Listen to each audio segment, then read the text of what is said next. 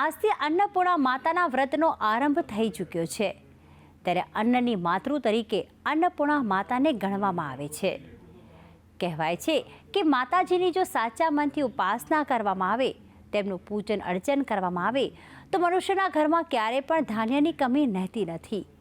તો આવો આજે માતાજીના આશીર્વાદ પ્રાપ્ત કરવા જઈએ મહેસાણાના મોદીપુર ગામે, કે જ્યાં સ્થાપિત છે માં અન્નપૂર્ણાનું ખૂબ જ પ્રાચીન ધામ.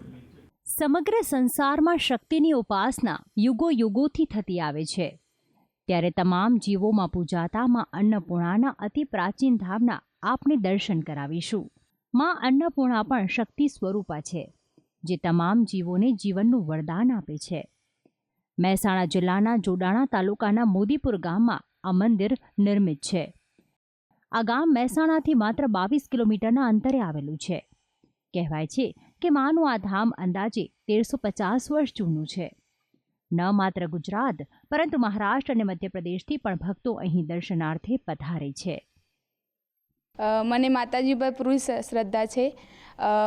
મારું ઓપરેશન કરાયેલું ત્યારે મારો અવાજ ગયેલો, ત્યારે માતાજીની આરતી ગાઈ ગાઈને મેં મારો અવાજ ખોલ્યો છે. એવી મને આ માતાજી પર પૂરી શ્રદ્ધા છે કે આવા ઘણા ભક્તોની મનોકામના માતાજીએ પૂરી કરી છે. માના આ ધામમાં પધારતા જ પવિત્ર શાંતિનો અનુભવ થાય છે. જગત જનની કહેવાતી માં અન્નપૂર્ણા પોતાના ભક્તની મનોકામના સાર્થક કરીને કૃપા દ્રષ્ટિ વરસાવે છે. દેવોના દેવ મહાદેવ માતા સમક્ષ ભિક્ષા માંગતા હોય તેવી પ્રતિમા અહીં સ્થાપિત છે. તો તમામ પ્રકારની આધિ વ્યાધિ અને ઉપાધિથી ભક્તો અહીં મુક્તિ મેળવે છે. દર મહિનાના રવિવારે તથા પૂનમના દિવસે માં અન્નપૂર્ણાના દર્શનનો ઘણો જ મહિમા છે. એટલું જ નહીં, અન્નપૂર્ણા વ્રતના દિવસોમાં તો અહીં 7 દિવસ સુધી ભવ્ય મેળાનું આયોજન થાય છે. સાથે જ માતાની ખાસ પૂજા અર્ચના કરીને ભક્તો ધન્યતા અનુભવે છે. માં અન્નપૂર્ણાના આ સ્થાનક સાથે રસપ્રદ ઇતિહાસ પણ સંકળાયેલ છે. કહેવાય છે કે પ્રાચીન કાળમાં પાટણના રાજા જયસિંહ અને સિદ્ધરાજ જયસિંહ દ્વારા સિદ્ધપુરમાં રુદ્ર મહાલય બનાવ્યા બાદ સહસ્ત્ર બ્રાહ્મણો ઉત્તર ભારતમાંથી ગુજરાત લાવવામાં આવ્યા હતા. ત્યારબાદ આ બ્રાહ્મણોના પુનર્વસન માટે ગુજરાતના પ્રાચીન દેવસ્થાનની પૂજા સોંપવામાં આવી હતી, જેમાં જાની પરિવારને હાલના આ અન્નપૂર્ણા મંદિરની સેવા પૂજાની જવાબદારી સોંપાઈ હતી.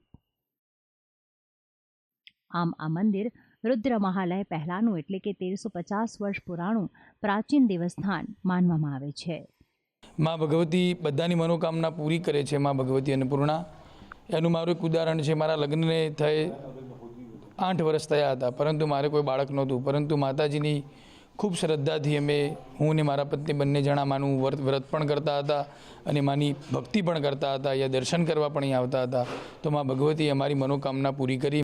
અહીં આવતા તમામ ભક્તો સંતાન પ્રાપ્તિ, અસાધ્ય રોગના નિવારણ, સુખ શાંતિ માટે બાધા રાખતા હોય છે. સાચા મનથી માને વંદન કરતા ભક્તોની મનોકામના અવશ્ય સાકાર થાય છે. તેથી મહેસાણાના મોદીપુરનું આ મંદિર ભક્તોની અવરજવરથી સદાય જીવંત લાગે છે. ભક્તિ સંદેશ ન્યૂઝ, મહેસાણા.